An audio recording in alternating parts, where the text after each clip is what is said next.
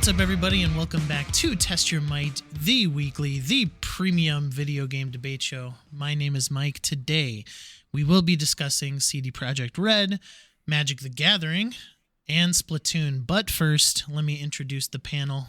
We got the normal, my shenanigan.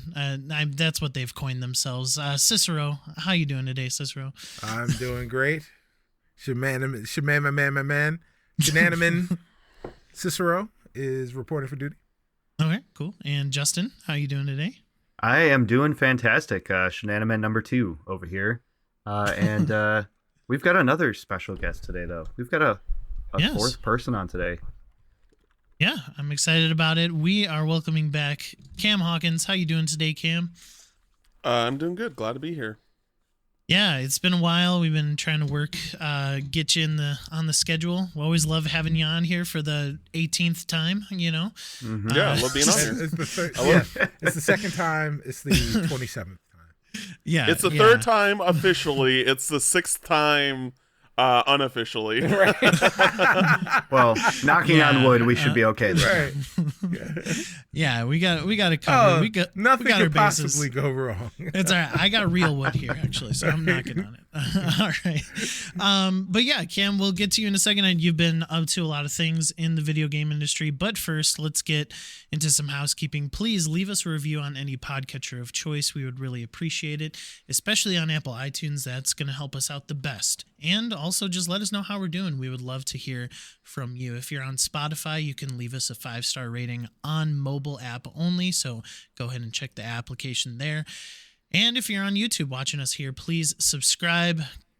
We're on the road to 100 subscribers. We could really use your help. We're just trying to get that custom link. Again, I'll repeat this every time. We're not trying to be YouTubers. We just want to be able to say youtube.com/whatthefunpod. So go ahead and subscribe to the channel. And also comment down below. Let us know what you thought of the debates today.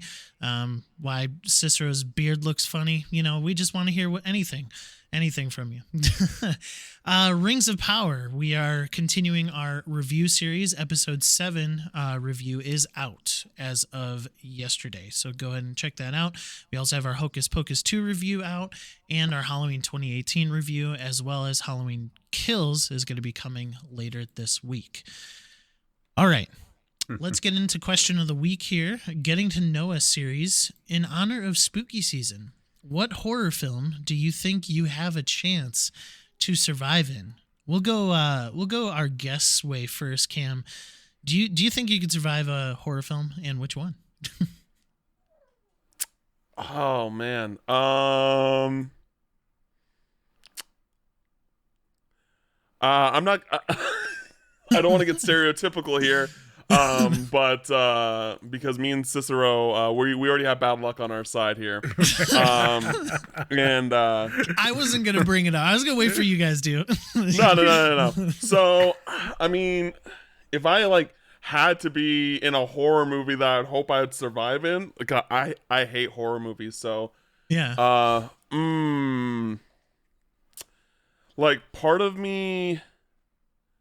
Part of me wants to say Shaun of the Dead, but it's not that's more of a horror comedy. I was also thinking Tucker and Dale versus Evil. I was also thinking Tucker and Dale versus Evil because that movie's kind of a makes fun of horror movies and the stereotypical hilarity ensues. Yeah. So I'm just hoping that I would be one of the rational ones in those movies and be able to live through it, All right, I hear you. Cicero, let's hear your take. What horror film do you think you could survive in? You love horror films too. It's your favorite genre. Oh yeah. Absolutely. Absolutely. So 1,000% Scream. Scream. Really? I would make it through Scream. Because anytime any of that nonsense is about to happen, I'm out. I'm out. Somebody's calling my house and I'm in the crib by myself and they're doing wild stuff. I'm gone. Mm-hmm. All right then. That's you got it. I love when black content creators make fun of that that's not even a stereotype. It's just like how black people are in Right. horror, and like in horror things. It's like something bad happens, and we're just like, nope, we're out of here. Like, what happened? I don't know. They started running. I ran. Yeah, Right. Like, yeah. It's like you see something, you're gone. You're Right, out of that right. town. Yep, it's not even exactly. like You're Yep. out of that town. Yep. yeah. You're out of Gone. the town until you Gone. hear that something's been Yeah. been Right. fixed. Give me the all clear. Oh, it was nothing. Oh, all right. Well, that's fine. I'll come back then. All right. Yeah. You guys make me crack up. Justin, what horror film do you think you're surviving in? You know, like I was gonna go with Halloween, but after 2018, I don't think I could outrun him. So I feel like he's pretty slow, Michael Myers. But you know who's slower? Child's Play, Chucky. This little tiny doll. You know, I ain't scared to drop kick him. I ain't scared to kick him across the room. You know, like sure, he's got a knife. Okay, sure. You know, I'm gonna kick him. He's gonna go out the window, and I'm not gonna feel bad about it because it's secretly a murderer's soul inside him. So, you know, take him out and not worry about it. You know, get a creepy But doll you're in gonna my be house. See what friends to happens. the end. Yeah, well, he's gonna be friends with the wall and the floor before that. I should have went first because Justin, you stole my answer. Easily, Chucky. I feel like I could just sit on him and just like be, you know, we're just He's got a chilling. knife. You know, I mean, I'll take the knife from him. You know, I'll slap him on the hand, tell him, "Hey, be a good doll," and then you know, just yeah. So, Chucky, yeah, just Child's Play. I think I could survive. Again, I'll say that Scream is, of course, the correct answer because nobody was supernatural in Scream. Yeah, I mean, but Chucky might be supernatural, but he's a slasher at heart, like you Yeah. know, and a doll. Like so, I think a regular human he's- being could take on a he's- doll. He's John Morant. You said he's a slasher. Oh my god, no! Well, oh my he's definitely It was- slower And than this- Michael this Myers. is Crossover. this is why horror film is your favorite genre. Mm-hmm. Anyway, we're gonna move on. I'm gonna, yeah, we're moving on. We're getting out of that segment fast. Okay, Kim, I'm gonna go to you. You have done some good work for IGN recently, so I kind of want to spotlight that. You did have a final preview for Bayonetta 3. Yes. Which and I might be quoting your tweet. I don't know if I'm quoting your article per se, but you said that it might be the greatest action game of all time, potentially. It has the potential. It does. Yeah, I think it does. Like, I mean, I think that when a lot of people talk about specifically action games, they think about like Devil May Cry, and like I haven't played every Devil May Cry game. I did play 5, and I think that 5 is really, really great. But I think that I don't know, like I was just blown away by everything that I saw in Bayonetta 3, and I played Bayonetta 1 and 2 before Bayonetta 3, and like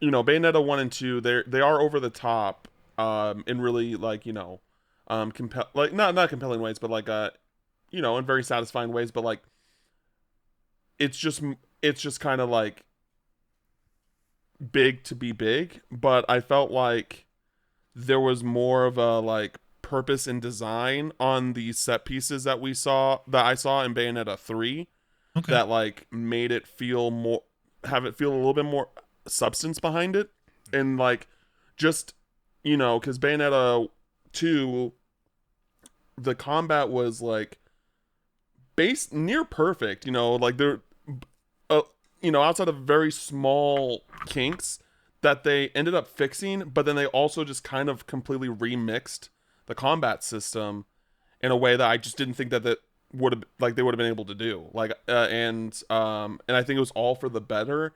And then the new things that they implemented, like the different weapons that are tied to, they're not tied to different demons or anything like that you have, but they're not tied to your appendages anymore, because that's what it used to be. Like, you'd have like these different weapons, and they would all be based off of like whether you're doing your punches or your attacks, and now it's just like a general weapon. And so you have like this giant demon club that also works as like a long sniper rifle caliber gun, and it just like, it all feels so good. It really feels like it's like pushing the Switch hardware to its limit, and you know, It is pretty dated at this point. Mhm.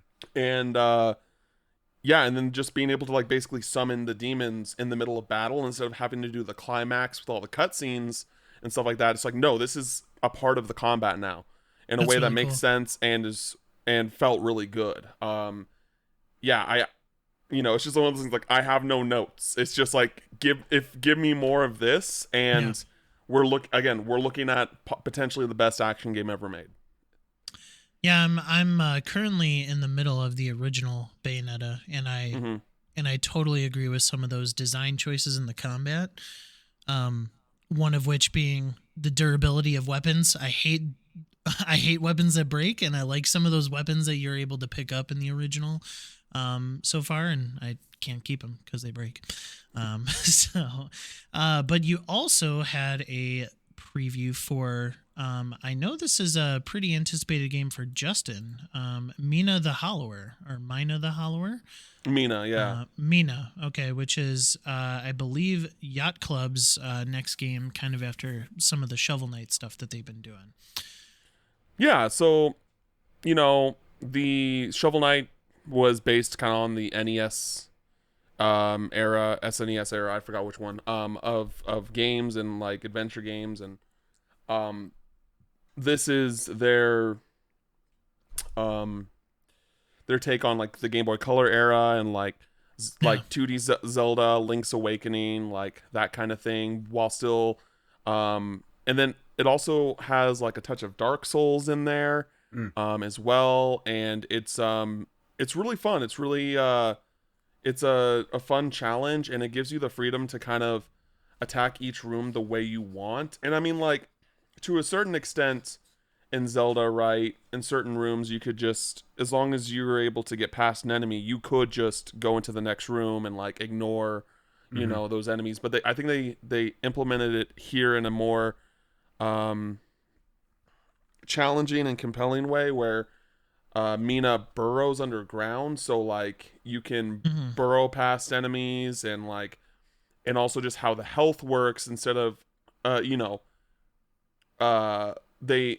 they implemented, because Mina is like an inventor, and so her whip like is capable of storing health of sorts, and then you use a flask, and so basically you'll have your like red bar, which is your current health, and say that it's at like half, and then every time you hit an enemy you gain more yellow bar past where your current health is at.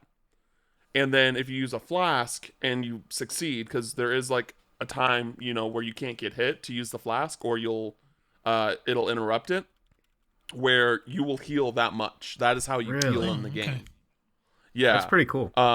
Which is kind of like Dark Souls, right? Except for you have to earn your healing, which is the part that's cool. Because then when you approach a room, or when you're in a room and you're fighting an enemy and you're like low on health, it's just like, okay, like and you have these checkpoints that are kind of like the you can compare them to the the fireplaces in Dark Souls. It's like it's called her under lab, and it basically she can do a bunch of different things there, but she can also heal. And so like, say that you're like halfway, you've gotten pretty few rooms in and you're about to die. It's just like, okay, do I fight this enemy and try to live, or do I go back to the next room, which will spawn the enemies I just beat, and like try there? And it like gives you this like kind of risk versus risk and reward system on whether or not you want to fight enemies or not. Because technically, I mean, I don't know if this is the case for the entire game, but for a lot of what I experience, if not everything, you could for the most part, just if you're skilled enough, you can just go past all the enemies without fighting them.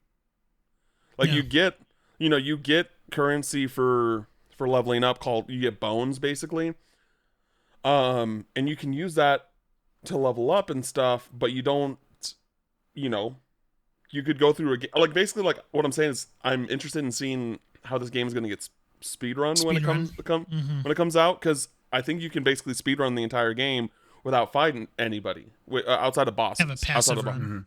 Yeah, outside of bosses. Bosses you have to fight. Okay. And yeah, it's really cool. You know, you have a variety of weapons too. You have like these sidearms. You have like a throwing knife. You have like an axe you can lob. Mhm. You know, there are like secret like little side quest thingies. Like I found like this ghost boy who wanted me to help him like basically get back to his coffin and like, you know, and basically put him back to rest and stuff like that. Um yeah, it's really really fun, really really challenging. I think in compelling ways, and I think that Yacht Club has another hit on their hands for sure. There was Yeah, some other I game think that yeah. Go ahead, Justin. there was some other game that I heard about that was like you earn kills, and then you earn your health back by doing that. So it kind of pushes you towards the battle. Can't remember the name of it, but it was similar to that. And that's really an interesting take to really push you into the action or choose to avoid it. I like that a lot. Mhm. And also the aesthetic. That's what really caught me. It kind of brings me back to that Link to the Past Yeah. style yeah. that I love so much. So yeah.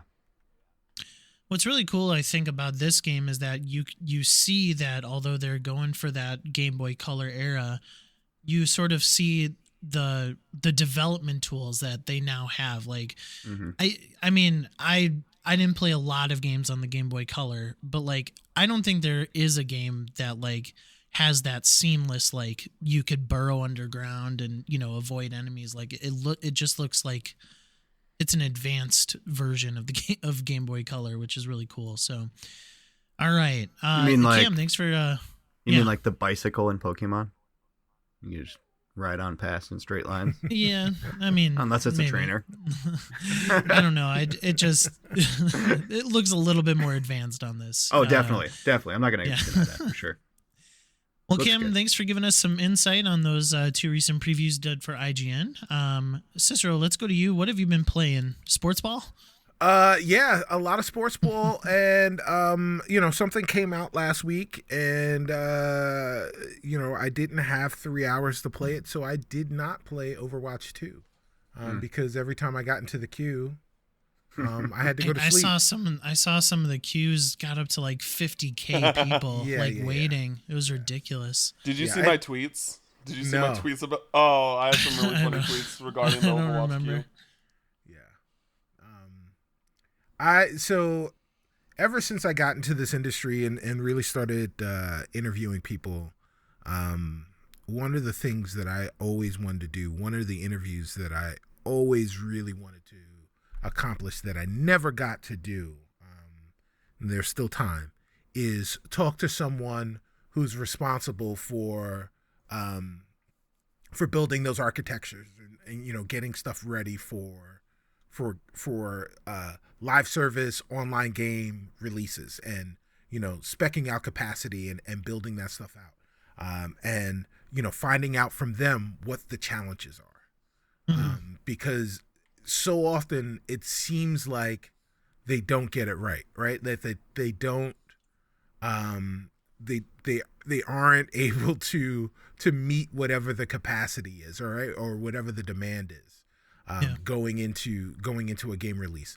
And it seems perplexing to me that continues to happen. Like, it happens every single time, right? Like, every time a really big release comes out, right? And you know, and you've got to imagine that, like, the war, you know, there's a war room for the next big release that's watching the debacle of the whatever the current game is, and they're like, we're not gonna get, you know, when we release We're not our gonna game, do that. That's not gonna happen to us. It's not gonna happen to us. We're gonna make sure that we, you know.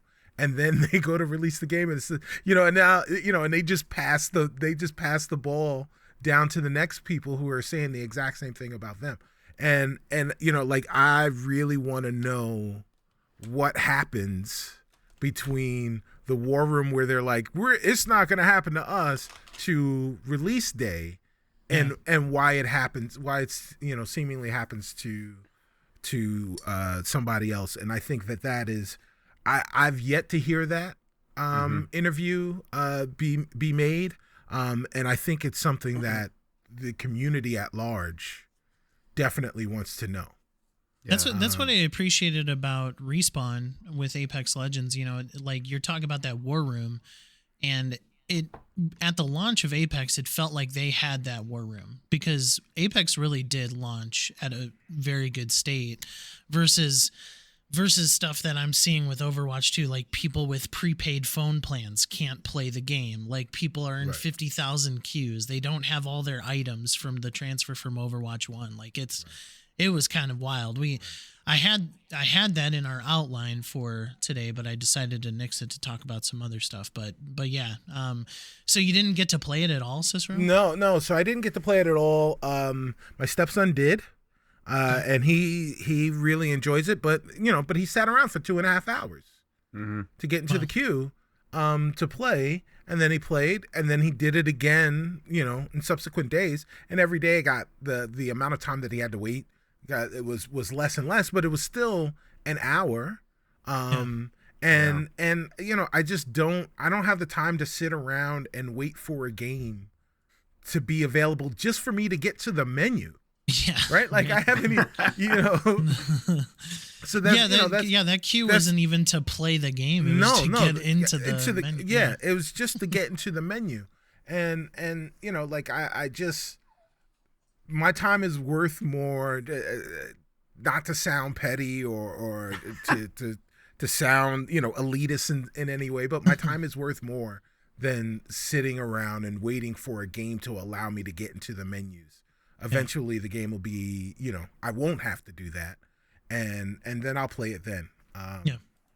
But if you want me to play your game right away, then you've got to let it work.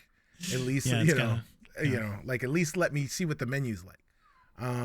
So I didn't play any of that, and then outside of that, I was playing the usual suspects. A little bit of NBA 2K. No, not NBA 2K because I didn't buy NBA 2K this year. A little bit of MLB The Show. Really?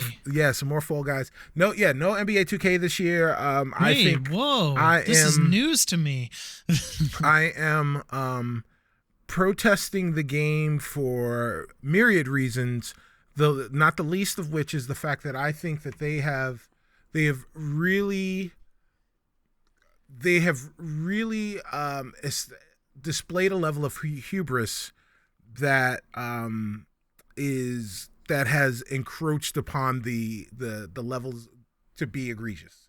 That the VC and the way your progression works in the NBA 2K series, because basically if you don't play NBA 2K, it's really an RPG, right? And it's all about building up your personal character in the My Career mode so that you can play with them in all sorts of other different modes.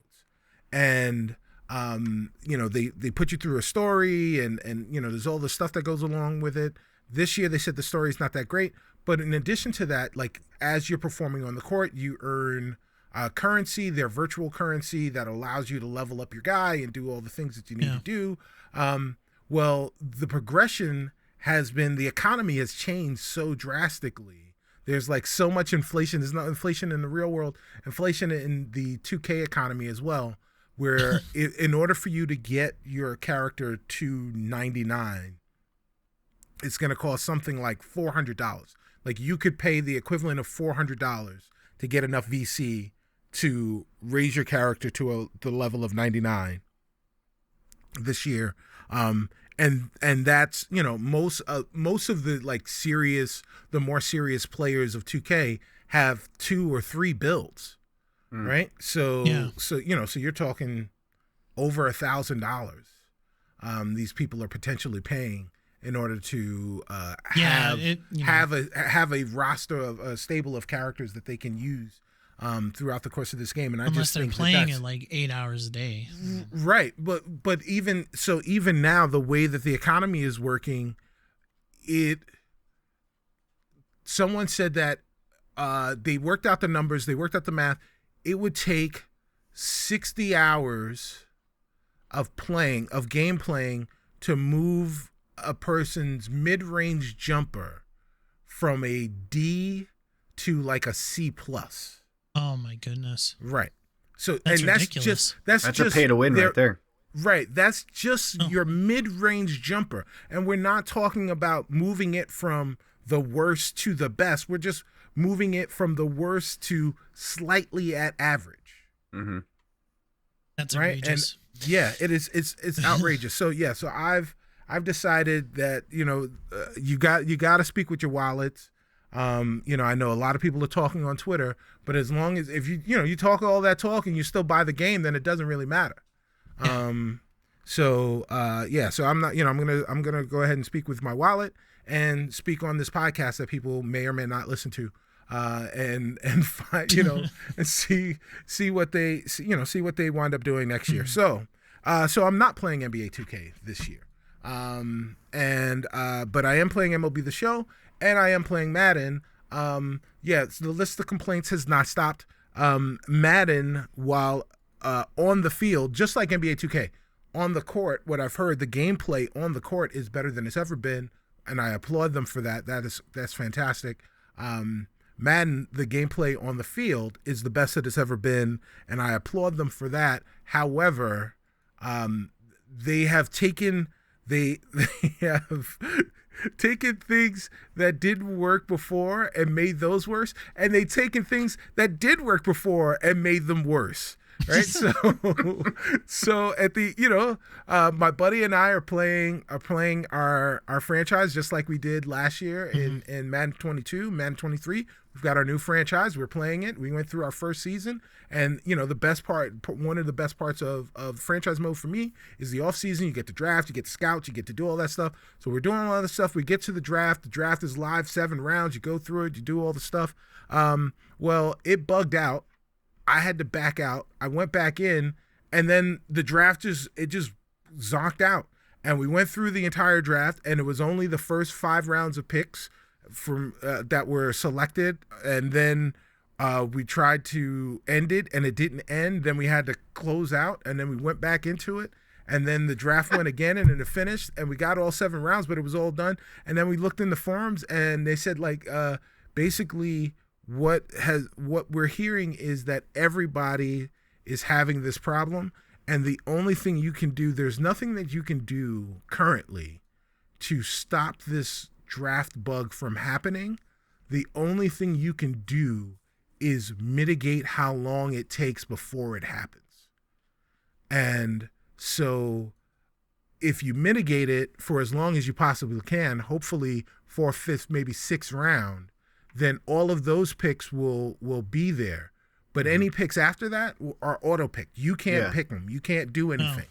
That sounds terrible. Yeah. So just auto pick them all. It makes no sense. It completely defeats the purpose, right? It completely defeats the purpose of the franchise mode and doing all the scouting and doing all the things that you're doing.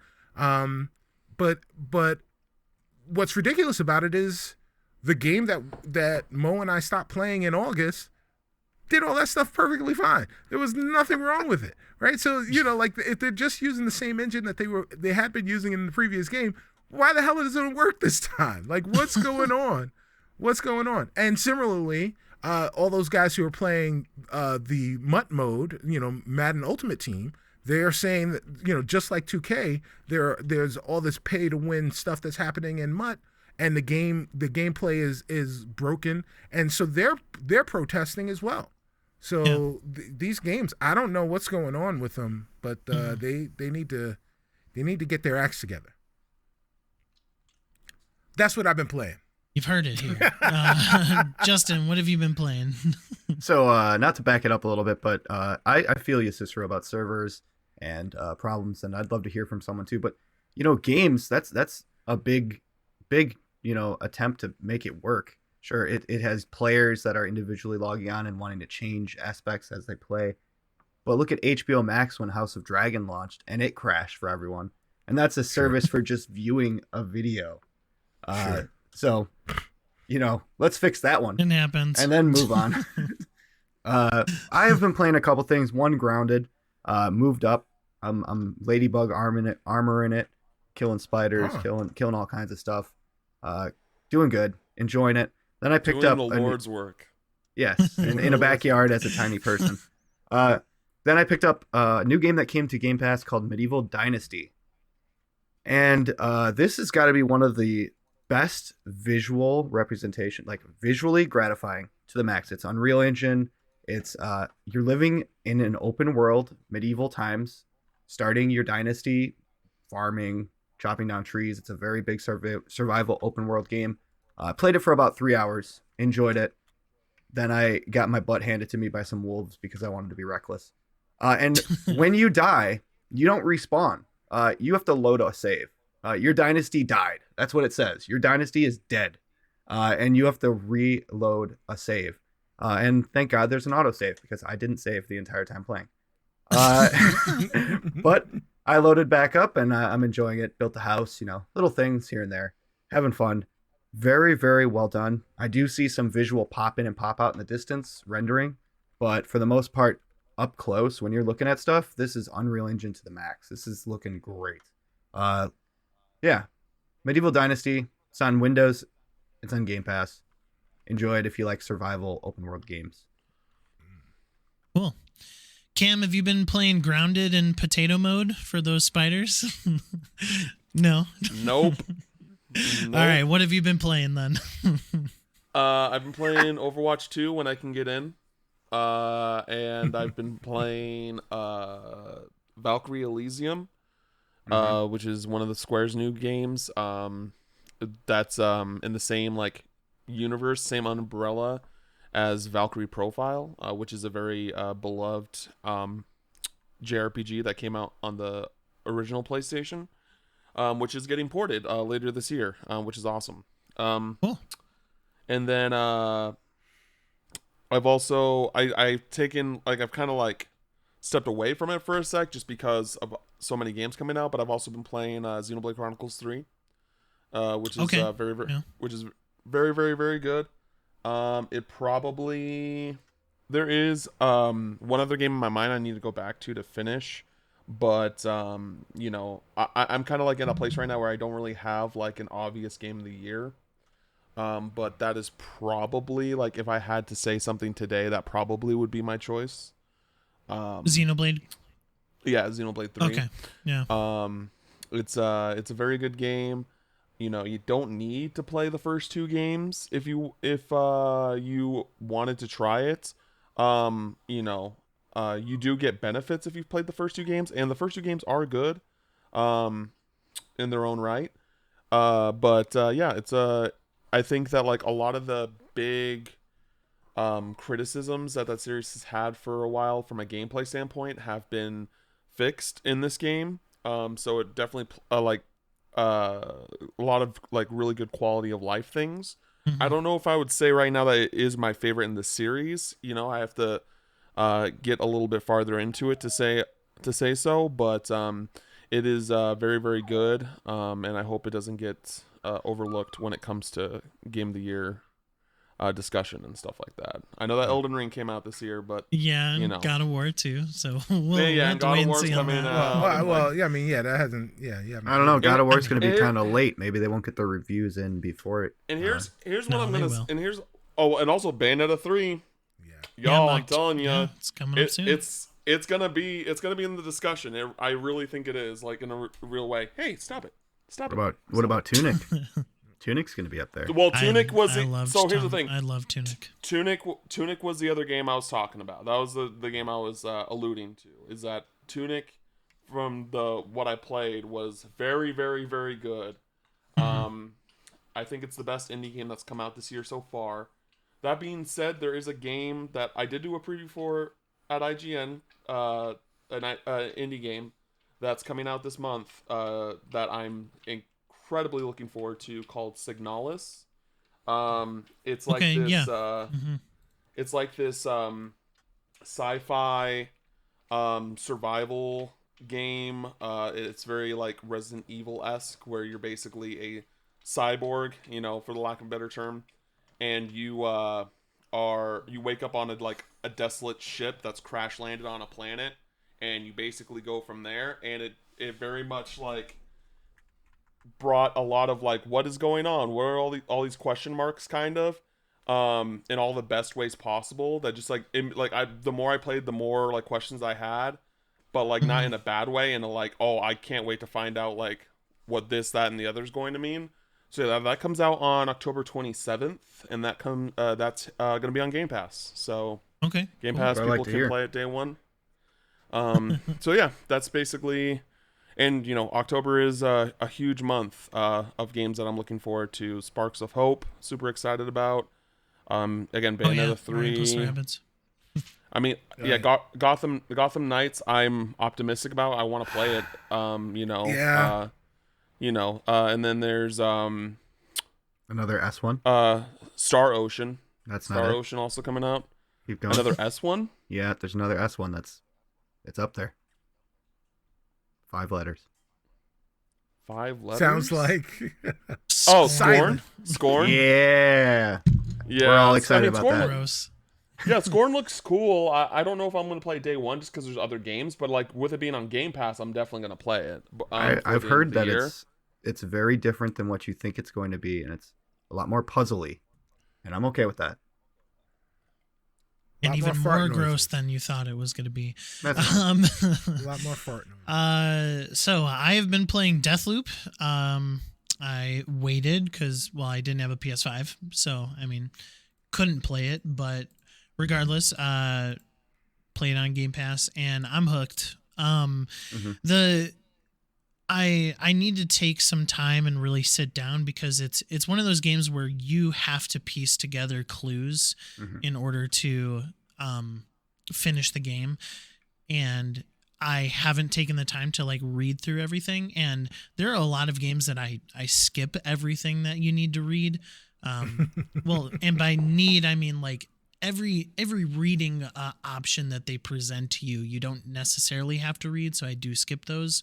But this one, I can't really skip because you are sort of a detective trying to figure out how to break the loop. And yeah, I really had to get used to the movement. The movement was something that it was a little weird to me. Like it seemed too fast. It didn't seem grounded enough, and then I got used to the movement, and so I'm digging it. Funny story. So this game does not have a true pause, and I hate games like that. When you pause, things are still happening. So, yeah. If you're listening, or if you're watching the podcast on YouTube, you see my headphones, and I usually play with my gaming headset via Bluetooth. And so I had to go to the bathroom, and so I go to hide, and so I have these Bluetooth headphones on while I'm going potty, and this guy sees me and he starts killing me, and I'm like, I stop mid potty. And I go back to the Xbox. Pinch it off! Run! to stop me from dying. So I really need games to have an actual pause menu because That's funny. I didn't want to die. And like dying in Deathloop is actually pretty important. Like it has rogue elements where you lose your stuff if you die. Like, and you do, depending on the difficulty you play on, you do have a resurrection thing that, you can die twice during a loop. And so when I took my body break, I had one more death, and then I was down to 0. So if I died again, I would have. Yeah, so I had to stop midstream. That reminds me of the maybe Rock that's Band. TMI free. That reminds me of the Rock Band 2 Bladder of Steel achievement I did. Endless, You can't pause and you can't fail a song. So I was playing drums and I had to run to the bathroom at the end of a song and then go and come back before I failed. Drums? Oh yeah, and I got the achievement. Oh man, you had to have been I was tired. expert because... plus. It was good stuff back in the day. So for me, I actually did something similar because like Rock Band 2 is definitely my top 10 favorite games, and I did that tried to do that same achievement one night, and I didn't realize when I started it that it also included that I couldn't pause. I just thought I had to just play through all the songs. Yeah, no pause, no fail. I was like at probably close to halfway through the set list when I realized that. Or no, I think we got to the end. And it didn't pop. And we were just devastated. That sounds terrible.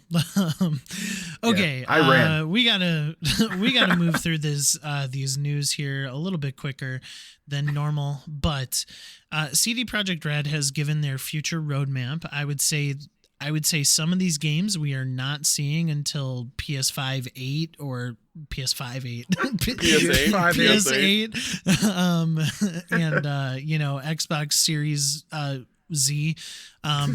So we'll see. But they have 5 games in the mix. Orion, which is a code name for the next Cyberpunk game. They are Excited. doing a sequel. Yeah, and you know what, Cicero, would you take this bet with me?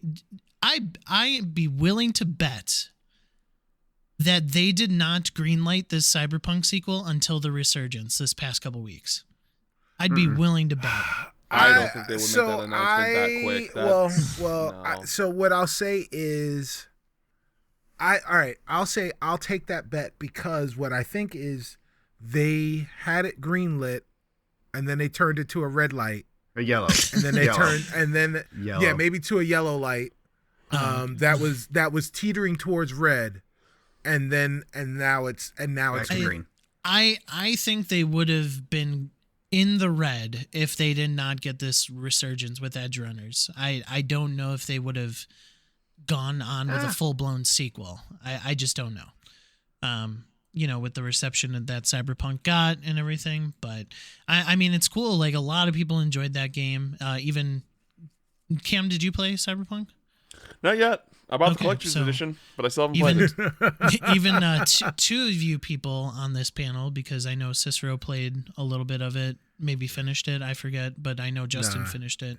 Mm-hmm. So yeah, I mean, good news for them. Justin, your Christmas break game, The Witcher 3, is getting a trilogy sequel. I'm just excited that someone asked if they were going to delay the upres and the Witcher 3 bump, and they said they're on path. They're on track, and I'm excited. That's coming. So yeah, so they got a lot of game. They also have a entirely new intellectual property called Project Hadar. It's a entirely different thing aside from Cyberpunk, aside from The Witcher. And they are this is going to be a studio within CD Projekt Red proper. So they have that. And also, Cam, maybe you could comment on this quick. They are creating a new Boston studio, so an American studio, to actually develop this Cyberpunk sequel. What do you think about that, really quick? I mean, like, they're big enough where they should expand, and it makes sense to make something in the US. Like, I don't know, like, why make, like, how that will affect the development of that sequel. I think that once this, based off of the original reception of Cyberpunk, and, like, I still am planning on playing it eventually, but I do think that, like, I don't agree that they only greenlit this because of the success of Edge Runners. That just doesn't make a lot of sense to me, like, because it's just not even direct. Like, it's in the same universe, but it's not really connected. It's the resurgence to Cyberpunk as a result of Edge Runners. Well, sure, but I think, but I still don't think that, like.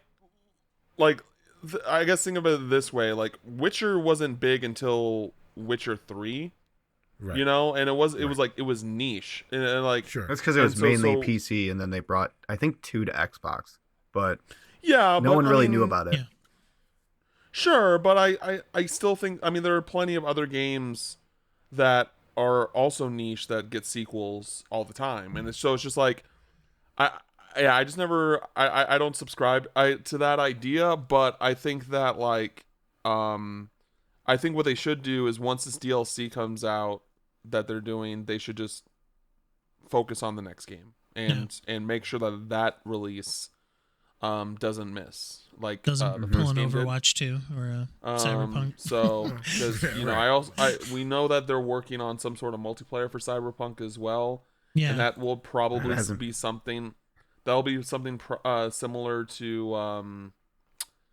what a GTA lot of Online. games have been like, kind of like. Oh, well, I was gonna say, yeah, GTA Online. I think is the format of it's gonna be similar, but I'm Yeah. also thinking kind of like Last of Us Factions, where it's gonna be right. like its own thing. Like I think that project is starting to be something bigger, where there might be some sort of not single player element, but in a sense, like it is like stuff is gonna revolve around your, like the format is gonna be more Yeah. like maybe Destiny or something like that. Right. But I think that That'll be interesting.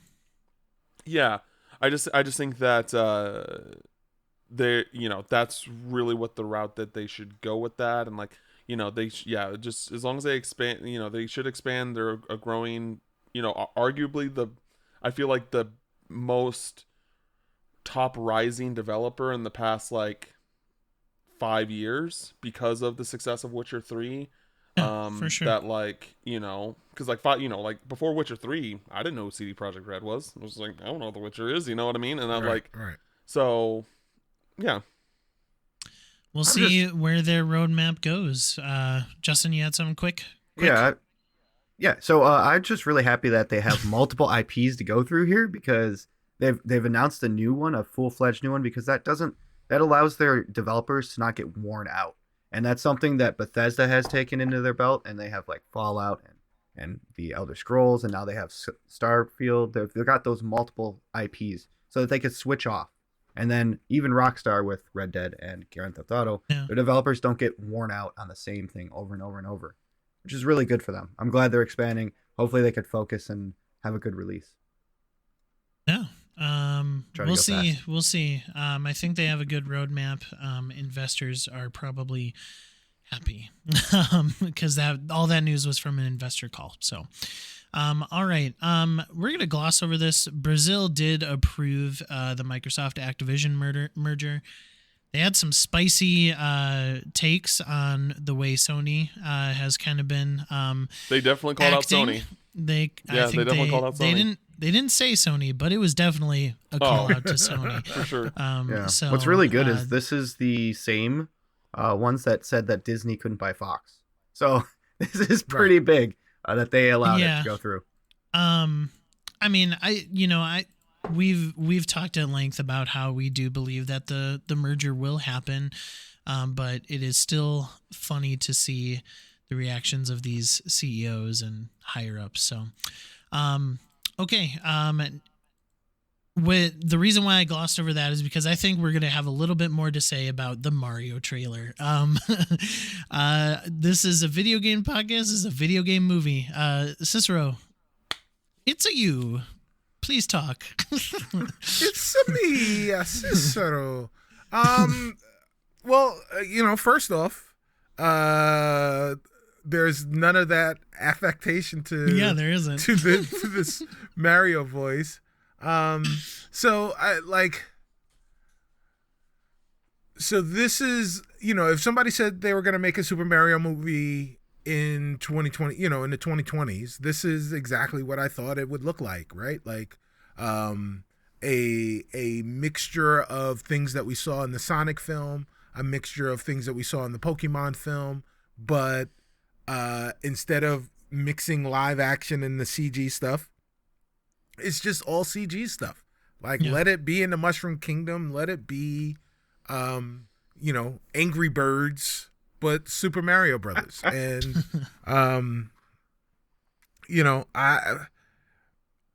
I wonder if it's gonna be good. But I think it'll be accurate. Okay. All right. Cam, I'm going your way next. Super Mario. What you got? I think they nailed it. I think it was great. I like how it's an isekai film, well, or at least what it looks like, where Mario's basically just, from another world that's somehow dropped into the Mushroom Kingdom, and it's just like, what's going on? What is this? Yeah. I think Jack Black is great as Bowser. Like, that was, I think on. Yeah, for sure. I think that people kind of forget how talented Jack Black is when it comes to voice acting until situations like this, because like I think that when that initial announcement happened, I think he was the one announcement. Well, I wouldn't say the one announcement, but like I think he was one of the few like voice cast announcements that didn't like that. I was like, okay, I can see that for sure. Yeah. Same thing with like Anna Taylor-Joy as Peach. Like I can totally see that. As I someone could totally see Charlie Day as Luigi too. Yeah, a little bit. I think it fits the bill. But Yeah. But yeah, as a huge Anna Taylor-Joy fan, like she's definitely one of my favorite actresses in recent years. Like I was super happy to see that.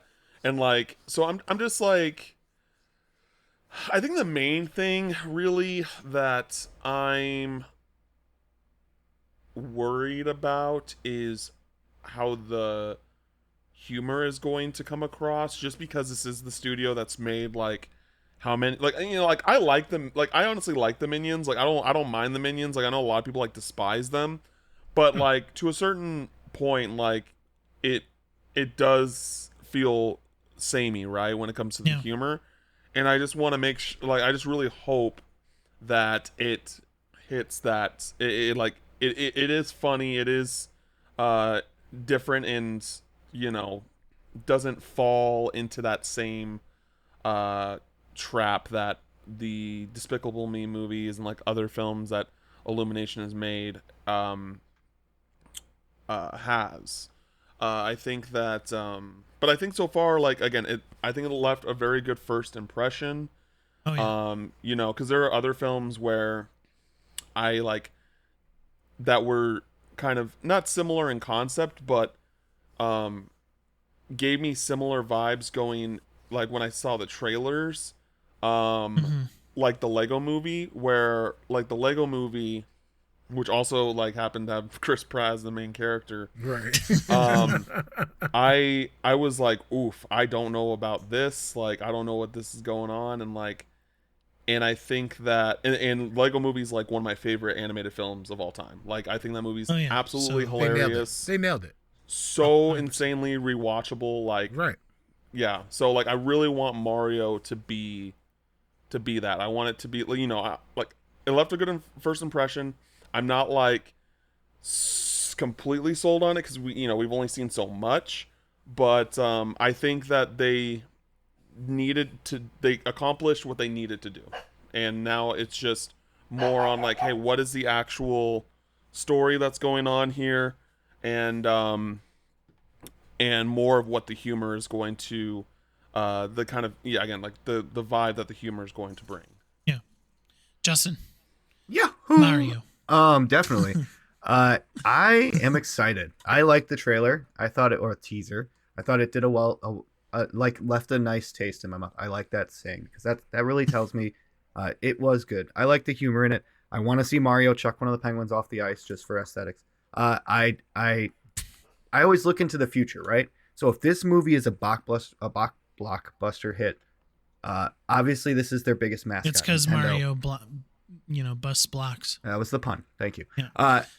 I feel like Star Fox would be next, and I'm down to see Star Fox more than Top Gun. Sad to say, Star Fox would be something I would go to see that awesome animation. And what comes next? Obviously, we've got Pokemon with Detective Pikachu and hopefully a Netflix show. We've got Sonic with 1, 2, and 3 already announced. Smash Brothers, the movie. Can you guys imagine Smash Brothers, the live action / animated film? That's never gonna happen. What? That's never gonna happen. Hey now. Well, what is Smash? Is it like Mortal Kombat? Like, what's the story behind it? It's gonna be they're all coming together to fight a common foe. That's what it's gonna be, and they're gonna be butting heads the whole time, just like the Avengers. I mean, too many. If IPs. it's all Nintendo characters, sure, but but like if it's past that, you're out. You're out of your mind. Sonic was in Smash. There are plenty of games. There are plenty of games, or not games. There are plenty of movies where you're like, oh, how are they going to do that? Ready Player One.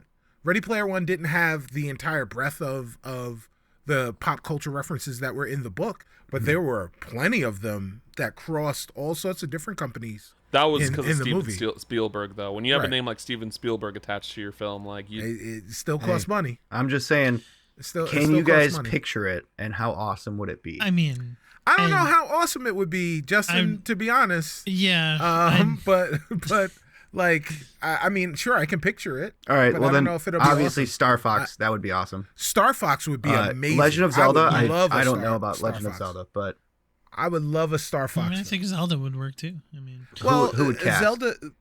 Well, I don't care Tom about Holland, the casting. baby. yeah, just Tom Holland. That's what a lot of He is people already silent. think. Silent protagonist, right? Right. Yeah. Yeah. Yeah. Okay. Stop, listen. Oh my goodness. I will now give you my thoughts on the Mario trailer. Apparently. What? Um. Bah, bah, bah, bah. All right. So Mario's in it. Yeah. So I really enjoyed the trailer. I am a lot more excited than I was. I think the style that they did it in, with doing it as a direct and having, you know, Miyamoto there, and then the CEO of Illumination, it really gave me this sense of like hope that this movie isn't going to be bad. I mean, because like with Miyamoto involved as heavily as it seems that he is, I mean, you know, you can argue that there have been some quote unquote misses in the Mario franchise of video games, but Miyamoto has a good track record. I think that if he is as involved as he is with this movie, I think it will be one of the best video game movies of all time, just because of how much Miyamoto has attention to detail and how he wants his characters that he has created treated. Like, I don't see this being a bad movie. So yeah, well, I mean, that's the biggest thing that I came out from it. Oh, and then as Cam said, Jack Black is going to steal this show as Bowser. Like, if I'm not leaving the theaters and it's a Bowser movie, you know, I have a feeling that it will be. So, all right, we got to move on. Test your might. Let's go. You guys ready? Duke it out. Yeah. Let's get it. Ready to win again. Yeah. You are 2-0. I am 2-0. All right. I am. What is this? 5-0 officially. Unofficially. Yeah. Hey now. Hey. There was a half in there somewhere. All right. So, first on the docket, PlayStation is doubling down on live service games and even releasing those on PC day and date, they announced. Very surprising to me there.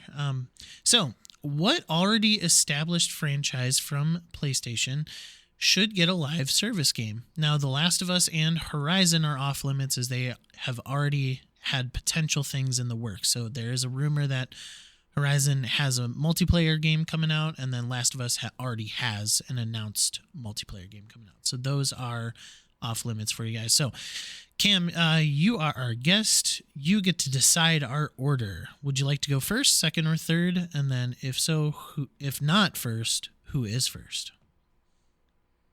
I'm gonna go last. Okay. And Who's first? I'm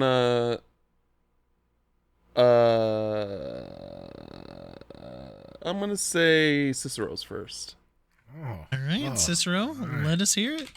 All right. Well, the obvious answer, we can end this. I know we're running long, so we can end this after I say the live service game that it should be is Gran Turismo. Ooh. Done. Gran Turismo's already. Well, I mean, here's the thing. What do you define a live service game? Because Gran Turismo is technically an always online game. Mm. Oh, that's good. Good fight. Good fight. All right, my turn. Yeah. We'll let Cicero determine that in his arguments. So, Justin. Okay. Yeah. So since Cicero started us off this way, just announce the game, the IP, and then we'll have Cam announce, and then we'll go back to Cicero. Twisted Metal. Twisted Metal. Okay. That's what I thought Cicero was going to say. Also car-based, but definitely a lot more gruesome on my side. Cam. All right. Cam, what is your choice? I'm going to say Ghost of Tsushima. Ooh. All right, Cicero. Okay, Describe Cicero, your go ahead. service game. Nope, That's I got not... it. I got it. I am host. Cicero. Go ahead. Go ahead, Cicero. Do what Justin said. Yeah, please. I am host, my friend. I know. This is Sparta. So how this is going to be a live service game is, and Cam's right? So there are updates, and it's always online, and all of those things are true. But what do you do with that is the question. And basically what Polyphony is going to be able to do with this, and what Sony's going to do with this, is look back into the past to bring us the present and the future. And that is by making it truly multiplayer. And by basically stealing or borrowing from one of my favorite games, guilty pleasure games of the 360 generation, and that is Test Drive Unlimited, where you've got a map of a place, and there are cars that are in that map, and the vast majority of those cars are run by actual players. Right, so they're populating in the map. You guys can race on tracks. You can look at each other's liveries. You can have actual car meetups. You can drive around this virtual city into the countryside. There'll probably be switchbacks, like all of these different things that will get you to the different tracks that you have that have always been there. But you'll also have this outer world that you'll be able to inhabit and just kind of live in with your friends. Okay, good opening argument. Justin, you're next. So Twisted Metal, the last online version of the game was one that was a spin-off called Twisted Metal Black Online. And it had good reception.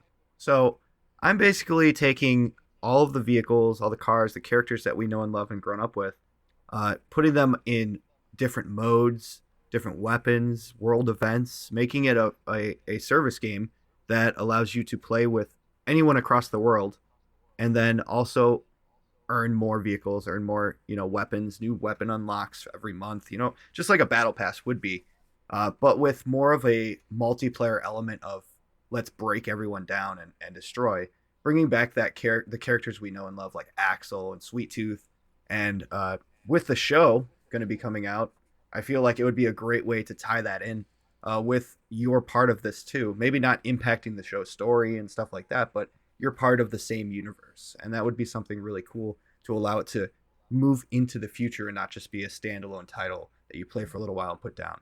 So you'd have those new maps and those new areas and the new vehicles added over time that really keep players involved and getting players into the show as well. So I think it would be a benefit all around. Cam, Ghost of Tsushima. Yeah, so with Ghost of Tsushima, we've already seen the prototype for that, which is Legends. And I think that Sucker Punch could easily turn that concept into a bigger thing, right? Where there are missions and structure it like it's similar to Destiny, where there's a hub world and you are, getting new equipment, you are leveling up, you're getting new skills, and then you go on these missions with your team, with your fellow samurai, fellow assassins, whatever you'd like to call them, and then you do these raids where you fight like major they don't have to be historically true, but like just like big threats that are similar to who Jin faces in the story, and make that basically the concept of him moving forward. I think that there's, and I think because I don't know, can I rebuttal what they're saying now, or listen, like when I don't know, I feel like Gran Turismo, and I feel like for Gran Turismo is something that people play Gran Turismo to get like the most in-depth simulation not just car, like not of just driving, but also car like customization and design, that like I don't know that having a live service game for Gran Turismo will grab more people than the general Gran Turismo fan.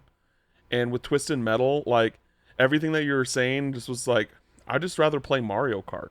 I would just rather I like Twisted Metal is just a franchise that I think that, you know, it's cool that the show's coming out, but I feel like it's kind of past its time. I feel like that if a new Twisted Metal game came out, single player or otherwise, it would just kind of come and go. It would come out, the people that would play it, and then wouldn't really be talked about again. And I think that, you know, when with Ghost of Tsushima, we saw like when Legends came back and there was new content, people were jumping in, did have that interest.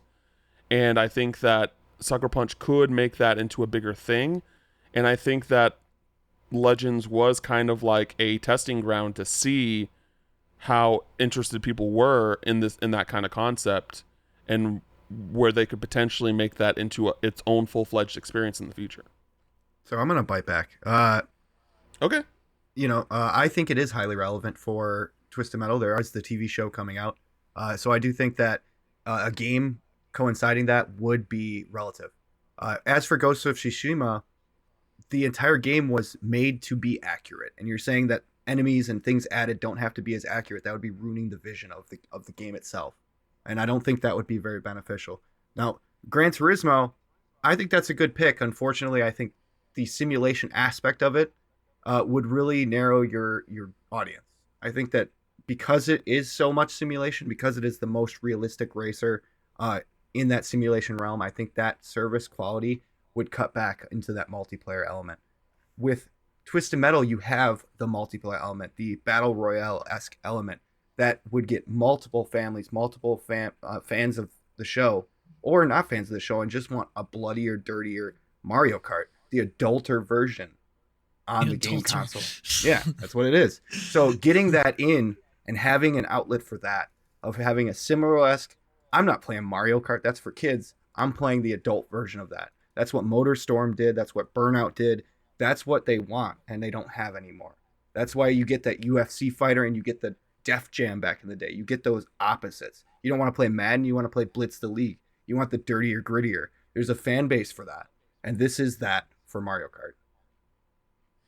I'm going to say right now, MotorStorm and Burnout are not Twisted Metal. Yeah, that's true. They're those, and just like I said, with more like Mario Kart is not Twisted Metal either. It's not, but I like, as a live service game, I don't think that Twisted Metal is the racing franchise to implement a live service. It's not a race, it's a battle for your life. That's what it is. I guess. Yeah, so I mean, so these guys are fighting for second place, and that's great. But you know, right. So the thing that I will circle back around to is the thing that is the compliment that Cam made to my choice that he tried to make sound like a critique, and that is that people that are fans of Gran Turismo are not just fans of the driving and the racing, but they're fans of the tuning, and they're fans of the customization, and they're fans of car culture, right? And what is the point of going out there and doing all of these things to your car and creating these liveries and these vinyls and all of the stuff that you do to make your car unique, if you can't show them off to other people and you know, your friends, right? Like, this is a live service that can explore the parts of Gran Turismo that we classically know, right? The simulation aspects, the driving dynamics of the different vehicles that you're able to drive, and how you can really get into the minutia of those things. But you can also get into the tuning of those things, and then you can talk about the liveries and the vinyls. And with a live service, what we can really do is start to celebrate car culture in this game. Imagine having car meets in the game where different people come from all around, and they have their designs on display, but they also have their tunes on display. We can have drag races in those same things. There are all sorts of different things that we can add as a result of people being fanatical about the culture around automobiles that we can implement into this game and really develop into something that mimics real life, and no one has to get arrested for it. I agree with you, Cicero, but Gran Turismo 7 was, chocked full of microtransactions. Okay, you're paying to win, to modify those cars, to get those tunings. If you want a live service game, you've got to make it accessible to anyone that plays that free to play. You want to make sure that they can have those rides ready to go It's done. without an I've done extra it. cash. I've done it. Okay. There you Cicero, go, it's done. sorry. You're going to take away those microtransactions that are chocked in that game completely? And then, as well as that, make the sour taste out of people's mouths to buy another Gran Turismo?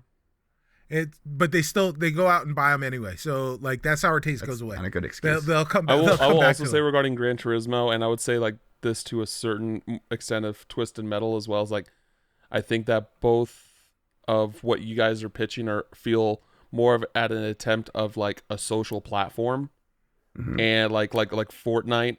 That's and what I drives don't service think, games. That's what drives service games.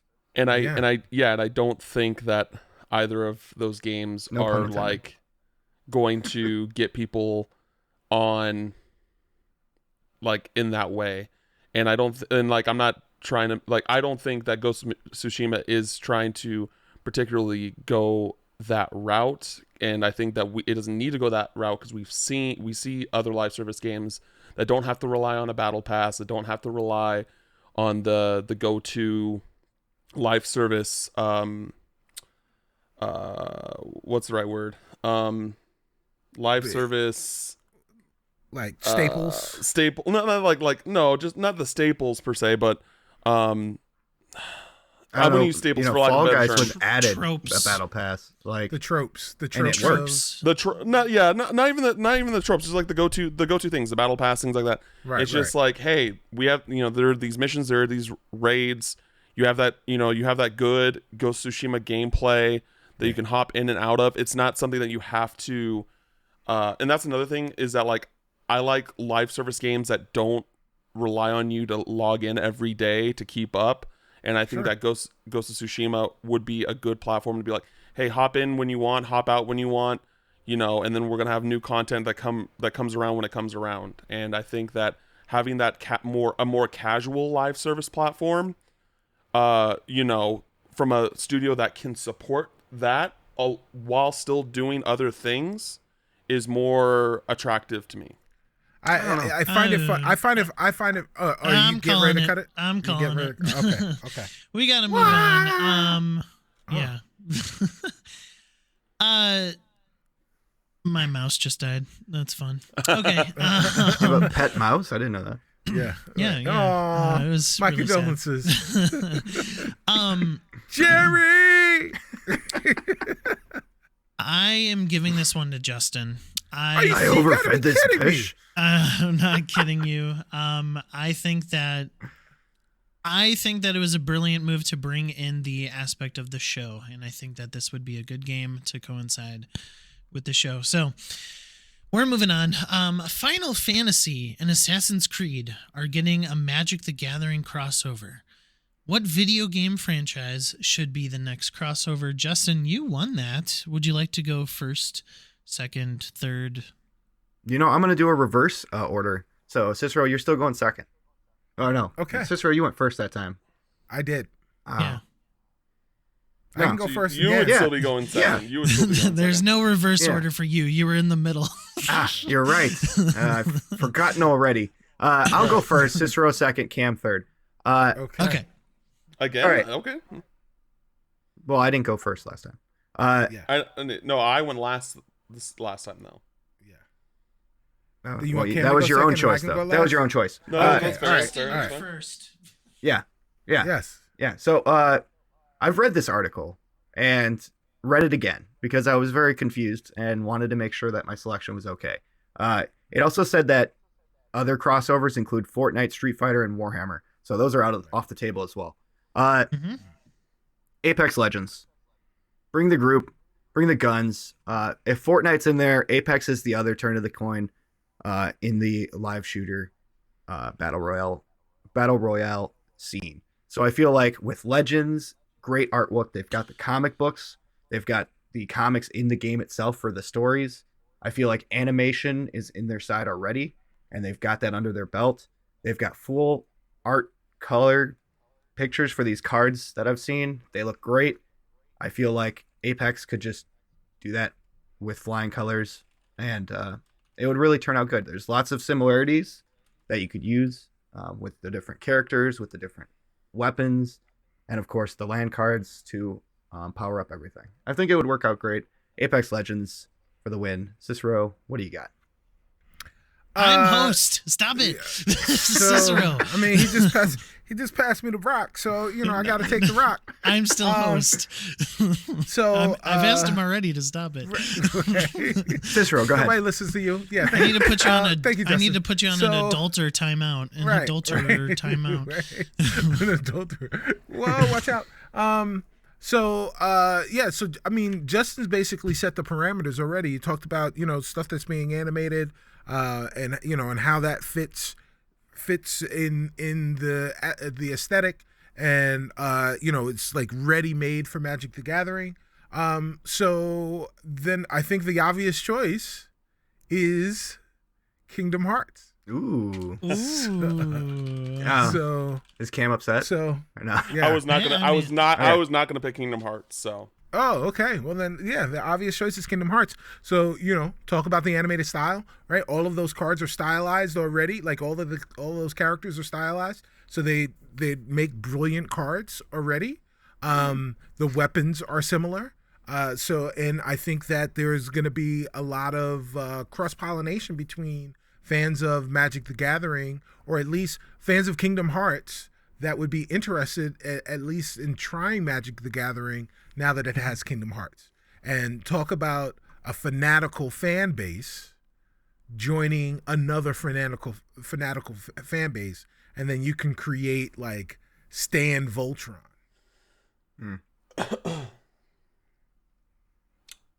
Okay, was Cam, that it? go ahead. Okay. Yeah, that was it. I will say, I am a Kingdom Hearts fan, obviously. Yes. For those that have listened to me on here before, and I also play Magic the Gathering, and I do not think Kingdom Hearts is a good idea. So however that goes for you, Mike. But also, I know the perfect crossover for that would get. Not only does it make sense with the contents of the IP, but also the crossover of fandoms that would be attracted to this crossover, which is Dragon Quest. Dragon Quest is the perfect IP because there's so much history, there's so much lore, there's so many different characters, I call it Dragon Warrior, by the way. Yeah, Dragon Warrior, that's fine. That is nixed Again, from the record. Yeah. Right. Characters, lore, the villains that could create cards, the different slimes that could be creatures, the different like iconic objects like the tree in Dragon Quest 11, how that could be a artifact in Magic, how the sword that the main character in 11 uses, how that can be an equipment in Magic. There's so much opportunity of resources that could be used in Dragon Quest and in Magic the Gathering crossover that I don't think many other IP in video games could compare to with its long running history. Justin, back to you. So Kingdom Hearts, I'm going to go on Cam's side with this. There was a trading card game a long time ago. I believe Tommy made it, if this picture is correct. But I don't think that it would really work out. I think the characters, sure, but there's not enough like what would the Keyblades be the only thing that you really are trying to build up on your characters. I no, don't think those would be the rare items. But go ahead, keep going. Yeah. As for Dragon Warrior, I like that. That's good. You know, I've grown up with it. I can see it. But I feel like the scope is too large. Like, I feel like the scope is too large for Magic, because you'd have to release how many different decks that you could build properly, and not draw the things you want into if you just had it in one. I feel like the quantity of different things would overwhelm that crossover. Unless you had like 6 different starting decks that you could build for, I think that would be possible. But I'm trying to keep it simple here. Apex, sure, your inventory is always full, but you can always like put those items in very easily, have all the different abilities as the things you use your magic for, or your tap mana for, or your lands for. I feel like it would work out great. You've got all the guns to use. Guns come pre-equipped with, you know, whatever to apply to your characters or your legends. I feel like it would work out great. You've got the good side, you've got the evil side, and all that. I think the graphic style is really where it's at. You know, you've got that art under your belt. You've got good art with Kingdom Hearts, but I just don't think you have enough content to put in there. Cam has too much. I think it's just way too much content in Dragon Warrior and Dragon Quest to implicate properly without missing someone's favorite thing, which that's really the thing is, you know, I played Dragon Warrior 1 through 4. That was where I was at. But most other players are playing from the newest stuff. So I won't get my stuff most likely. And I just will be like, well, this is terrible. With Apex, you've got the legends. And that's very easy to just go push. Here's all, whatever, 12 or 13. I don't know how many there are now. And you've got the character moves on those cards themselves with the art that you love. I think it would work out great. I think that Apex is perfect midline to really set a good starting few decks and not have to be overwhelmed by them. Cicero. So Justin said that there aren't enough characters in Kingdom Hearts to build decks. And then he went on to talk about Apex and how they had 12 characters and you could build a deck with 12 characters. You got 12 characters and you're playing against somebody. Chances are there's going to be a lot of duplication there. There, just at any particular moment in the Kingdom Hearts universe, there are at least 3 dozen characters that you could use. You know, you talk about lore and history and how that information is important. I do kind of agree with Dragon Warrior that there's lots of stuff, but that actually kind of works in its favor, because then you can break it down and make lots of decks, right? And have several editions and make Defending this Dragon a more just making this a No, more keep long going, term, Cicero. right? And make this a more long term, game situation. Well, guess what else you can do that with is Kingdom Hearts, right? Not only can you do that with Kingdom Hearts, but Kingdom Hearts has fractions. So, like, when you start adding all of these characters plus the fractions and all of the other stuff that's in there, there is lore galore in Kingdom Hearts that will allow you to make all sorts of different versions. So, like, you could release your packs, your decks, based solely on the games, and integrate more stuff coming from the, more of the games. And again, like, I know that you guys are talking about Dragon Warrior coming in and all that history and stuff like that, but most of those people, the Venn diagram of people that were Dragon Warrior fans that are already playing Magic the Gathering is almost a complete circle. And so you're not really adding more people to Magic the Gathering for that's an assumption for Wizards of the Coast to make money off of. But you can take those Kingdom Hearts players and bring them into Magic. We know they're fanatical, and if you can do that and talk about the art style, thank you very much, Justin. When you talk about the art style from Kingdom Hearts, it's iconic, and to have those in card form is going to, and that's part of the other part of Magic the Gathering that's so important, is the economy. And the economy will get greater because the art is so good. And when you get those really high gloss, well done, well drawn cards for iconic characters in the Kingdom Hearts series, in that franchise, they're going to be worth more, and that's going to be something else that brings more people to the game and keeps them there. Did you look up Tommy cards? Oh, I mean, I know about Tommy. I did. Before I forget, hold on. I have my rebuttal, and then yeah. So before I forget, first thing, saying that like people that grew up with Dragon Quest are now playing Magic, that's a huge assumption. That there's no evidence to back that up. Two, when we're talking about art style, like I love Kingdom Hearts, but like Dragon Quest art style is way more iconic. Akira Toriyama, like his art style is iconic, and like, and that's another reason why Dragon Quest would be so good, because like people that are familiar with his art, but like may not be familiar with Magic, and they see like, oh, like Dragon Quest is coming to Magic. Let me look into this Magic game. Like I've heard I've heard about it before, but I haven't gotten into it. Like let me try it out. Let me look into it. And also like, I think that Dragon Quest, just with what that world is, what that universe is, fits the, and I'm not saying it's a necessity, but I think that it goes in its favor, that like it fits the world of Magic better than the other two IP. Like it is like medieval in nature. It is there is magic, there is dragons. Dragons is such a big part of Magic, and just having different dragons be cards.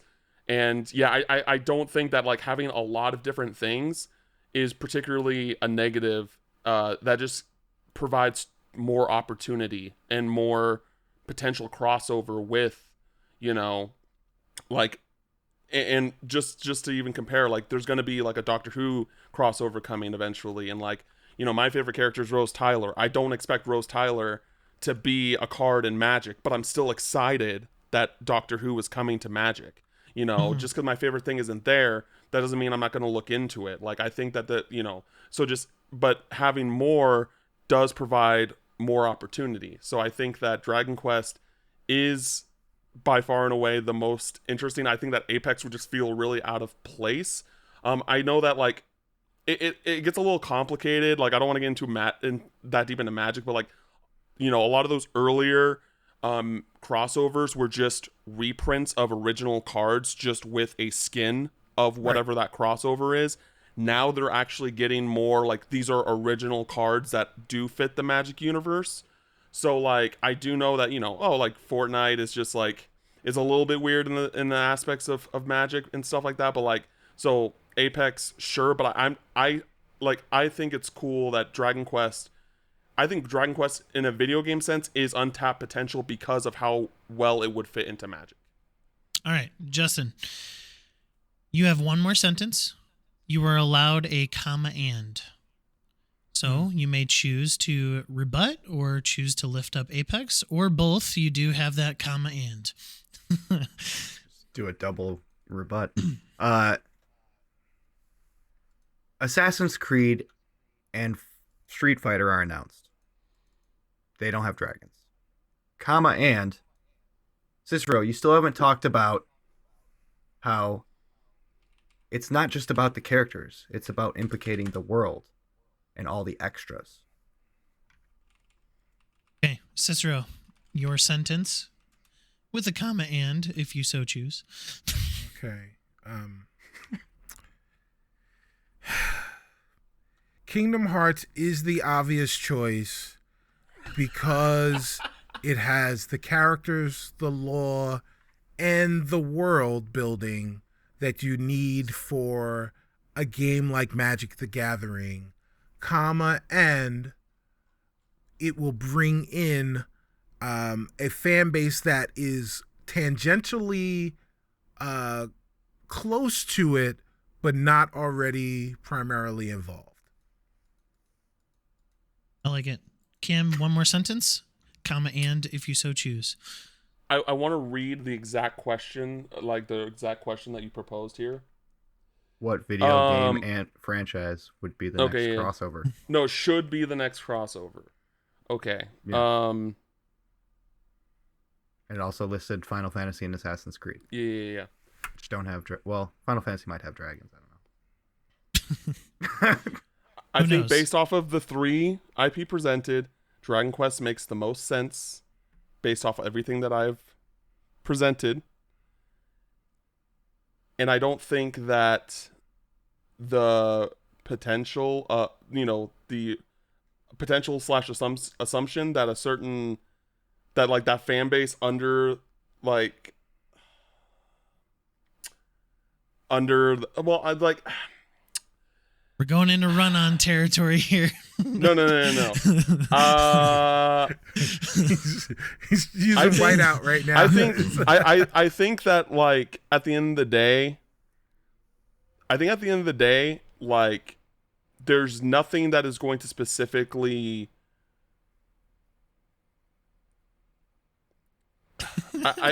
it's hard to... I'm trying to word it correctly. I think at the end of the day,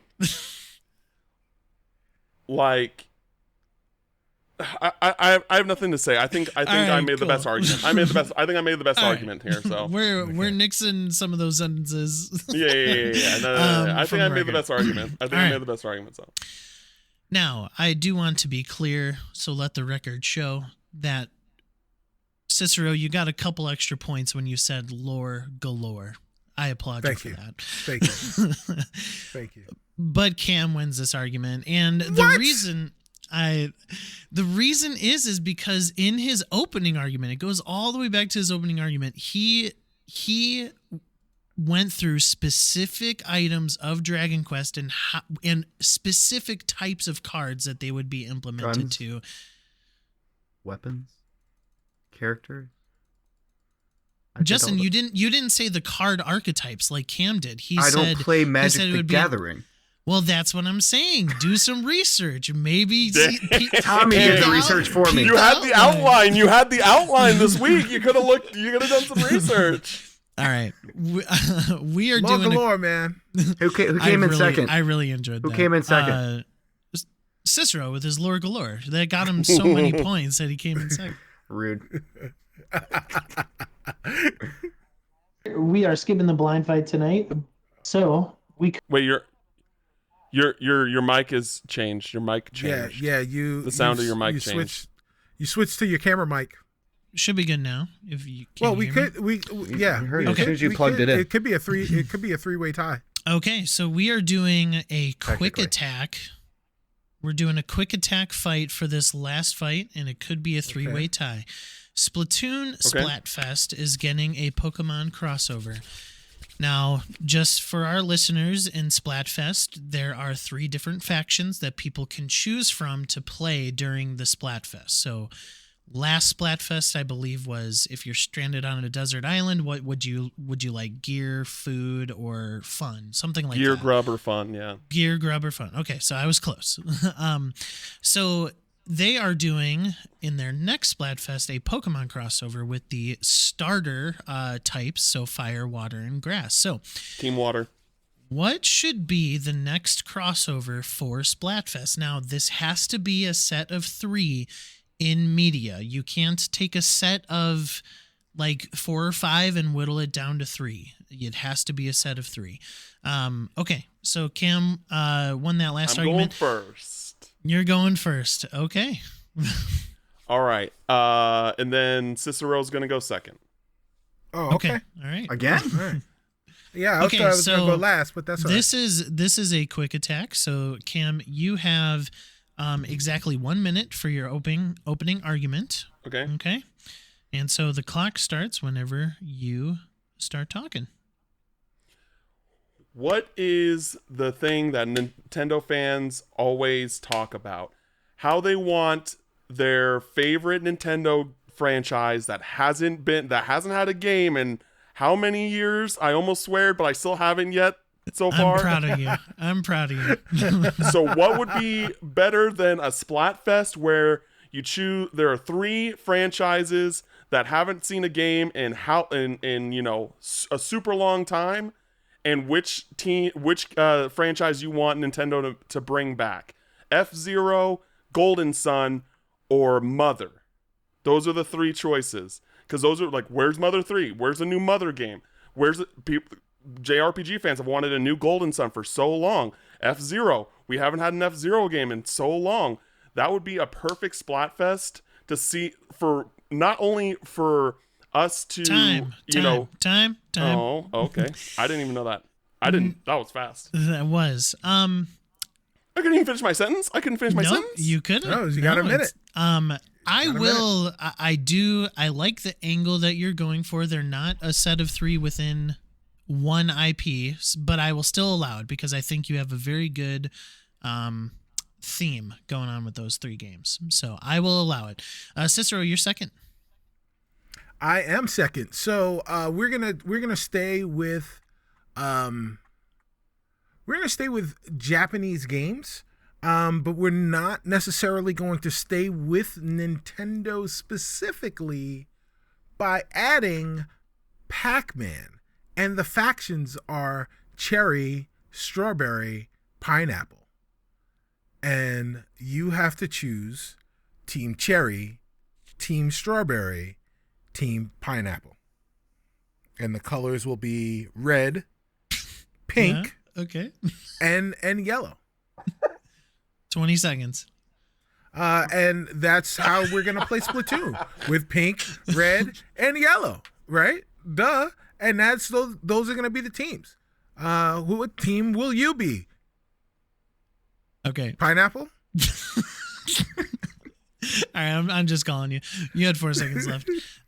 Justin. Sugar, spice, and everything nice. These were the ingredients chosen to create the perfect Splatoon crossover. You know where that's from? Yeah? I do. That's the Powerpuff Girls. Yeah, that's the Powerpuff Blossom, Girls. Yeah. Bubbles, and Buttercup. We've got green, pink, and blue. The 3 colors you'll choose from in the Splatoon crossover. Who will you choose? Blossom, Buttercup, or Bubbles? Fighting crime as a team or against each other to fight a secret event of Mojo Jojo? What?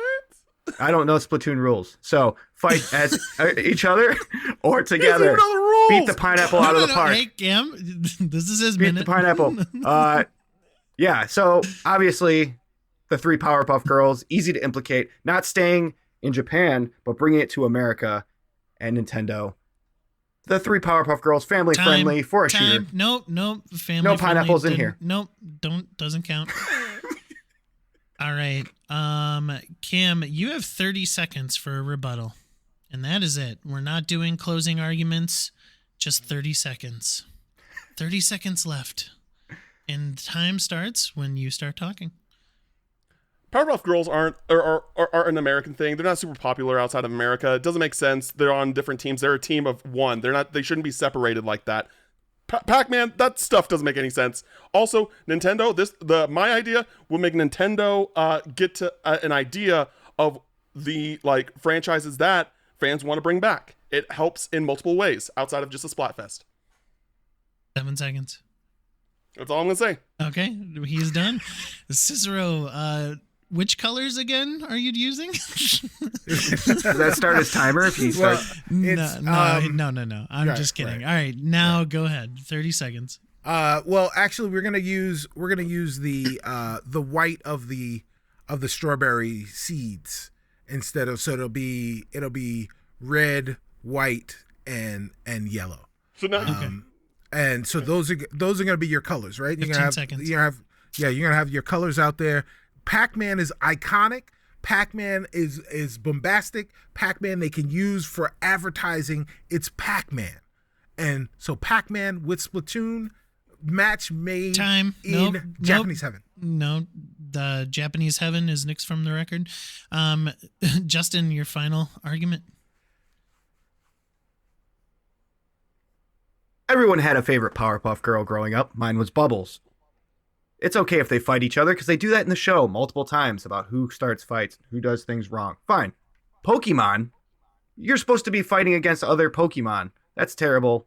Nix that. You've got 3 games. You're a trainer. Why you want to fight kids, animals? That's terrible. Fighting animals. Pineapples, cool stuff. Like it. Strawberries, cool. I just don't know how that Pac-Man's gonna beat Powerpuff Girls in the box office. Time. Hey, that was Nope. good then. No. I didn't say nothing else. I was saying I did good on time. Yeah. I'm yeah. surprised. Pineapples. And with your arguments, Justin, you have won tonight's debates.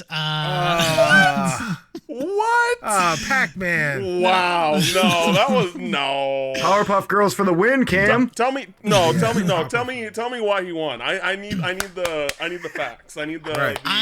I Show me think, some receipts. I think it was his bravado of his opening arguments, like just the way that he took the stance of the Powerpuff Girls. He went with the theme song. He went with everything. Like that's also goes into play with. Confidence sells with you. Yeah, no matter the I topic. guess it's showmanship. No, I mean, no. I didn't know anything about Magic the Gathering, and it lost me. So all of it plays into consideration. I think it was a good argument, regardless. Okay. Top leaderboard section, top 6 best art styles in a video game. And this is in honor of the new Need for Speed Unbound, which has a really awesome art style. I don't know if you guys have seen the trailers. So we're doing top 6. You have 2 choices. So Justin, what are your top 2? top 2, I've got the Borderlands franchise. I know Cicero's not going to like that one, but the art style, it's got it. Cuphead, all day long. I love that art style. For sure. Cam, knock on wood, Mike. Cam, you start having connection issues now because you lost. Swear to God. No. I don't want to have to re-record this. I don't think he's that salty to like unplug his Ethernet cord because he lost a fake That's why I said knock on wood, just in case it's random. Old school Genesis battle. Cicero, top 2 art styles for you. Art styles, we're gonna go with why can't I think of the name of the franchise now? You go underwater and you're in the place, and then you're outside of the place, and they made 3 games. And the other one was with Zeppelin's BioShock. Thank you very much. So that's hard to fight against. Right. And then my other game is gonna be actually close to Borderlands, but it's not really all that well known, but highly stylized, and that is Automodalista. Sure. That's how I'm spelling it in the outline. Sure. Okay. Cam, go ahead with your top 2 art styles. Cicero, feel free to correct that. I am doing a quick glance to see if I forget anything here. So, Persona 5 Royal. I mean, come on, that's definitely on the list. Coming to Game Pass here soon. Coming to Game Pass. And then I think I got it. Here's the thing, like, yeah, I'm gonna say it. Pokemon Crystal. I think 2nd gen Pokemon is beautiful on Game Boy Color. I like that. I like that a lot. Okay. I am going with a game that is on a poster behind me. Link's Awakening. Specifically the Switch version. I really loved the art style in that game. I love that game. It's one of my favorite games of all time now. So, okay. And then I know that it's very recent and I'm playing it right now, but Deathloop has a phenomenal art style, just like the aesthetic that they've created, the world that they've built, the art style. I love it. I really have been enjoying that. So, Justin, what's going to be your choice and what is going on in the outline anyway? I'm going to go with Borderlands. I don't think anyone else is going to really fight for that. Okay. Borderlands is I think that Borderlands is a pretty divisive art style. Like some people love it, some people hate it. I love Borderlands, and I think it stands out. So I'm cool with it. I love Borderlands. Yeah. Just as much as the Yeah, just as much as just like, excited for the game coming out on the 14th. Yeah, I'm cautiously excited for Tales from the Borderlands. I love Tales from the Borderlands. But I mean, why? I think it's perfectly in his right to be cautious about it because it's 2K making it. It's not Telltale anymore. So, right. I mean, we'll see. Cicero, what is your must-have? I mean, we're gonna go all cell shaded. I'm gonna go with Automodelista. Yeah, I don't think people would. I don't know if anybody here has played that game. No, but it's a game that you can play today and it still looks great. It, so. Right. Cam, your must-have out of your two. Like, here's the thing. I want to say Pokemon. I want to get Pokemon Crystal on the list, but because like I think that Persona 5 Royal is so obviously should be on the list, but I don't know if y'all are gonna agree with me. Even though I think it is so obvious. That is the conundrum.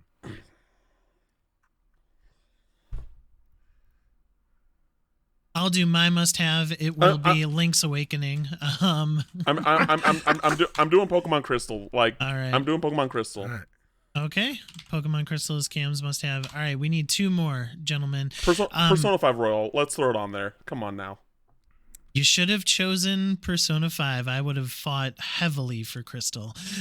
but Persona 5 Royal is literally, it just oozes style. It literally is like the most stylish game ever made. I will agree that it does ooze the style, but I mean, it's up to the panel as well. I think it's between BioShock and Cuphead. Yeah, those are the two that, like, visually. BioShock.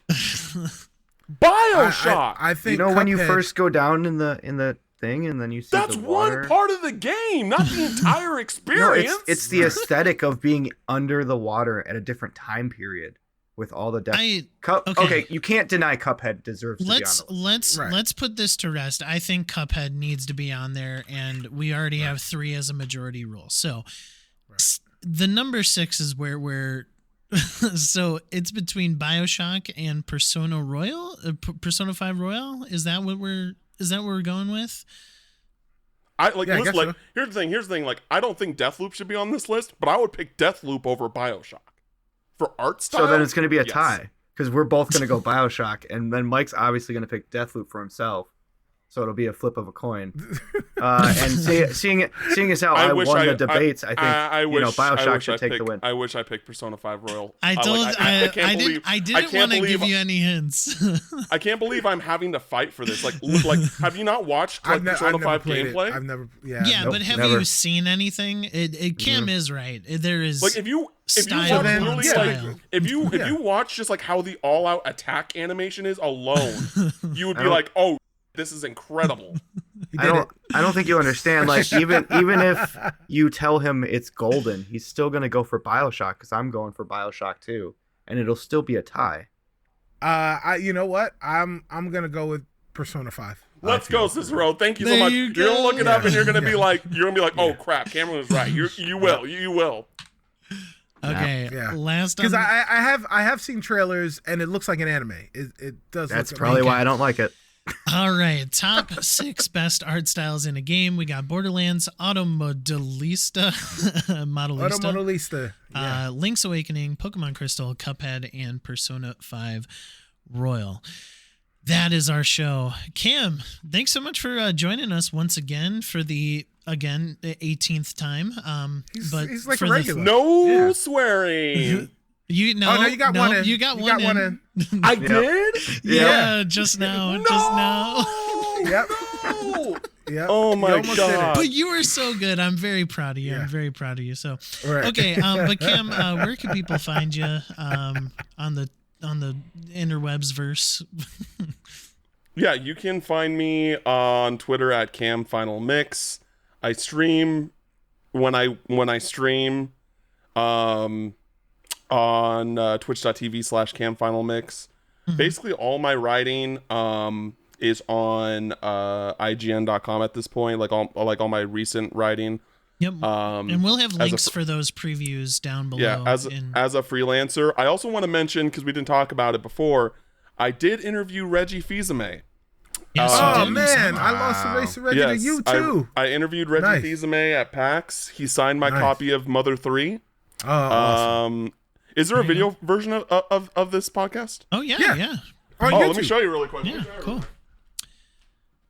In the meantime, listeners, you can find Cicero on Twitter at StubbyStan, and you can also find Gotcha. Justin at rubberduck_2500 on Twitter, and me, Stay at Home Gamer, on Twitter with the O in home. Wow, being look at that. Oh, Reggie. Yeah, and Reggie Put that in a case. signed Cam's Mother 3. And if you want to see that, you got to go Yes, to very our cool. YouTube. check Yeah, out. Check out go our to, go to YouTube. their YouTube channel, subscribe, give them the love, Right. you know? Yes, Right. please. But yeah, he was very kind. Like, he is exactly what you think he'd be in person. Like, he is a very authentic individual.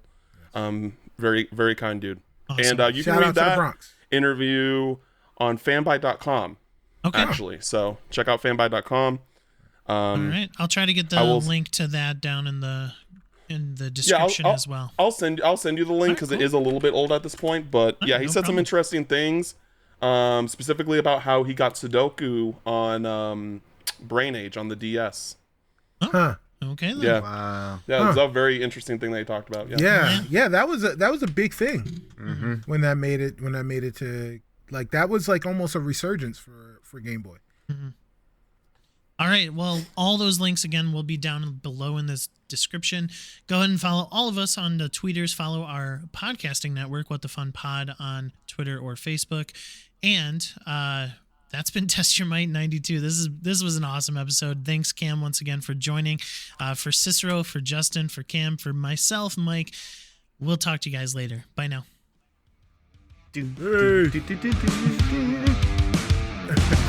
Hey.